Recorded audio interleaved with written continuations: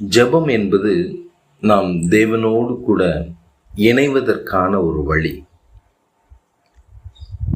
நம் எண்ணங்களையும் விருப்பங்களையும் தேவனிடத்தில் தெரியப்படுத்துவதற்கு ஒரு மிகவும் சக்தி வாய்ந்த ஒரு வழியாக ஜெபம் இருக்கிறது. நாம் ஜெபிக்கும்போது தேவ பிரசன்னம் நம் மத்தியில் இறங்கி வருகிறது. நம் ஜெபத்தை அவர் கவனித்து கேட்கிறார். என் பக்கமாய் அவர் சாய்ந்து என் வேண்டுதல்களுக்கு கர்த்தர் பதில் அளிக்கிறார்.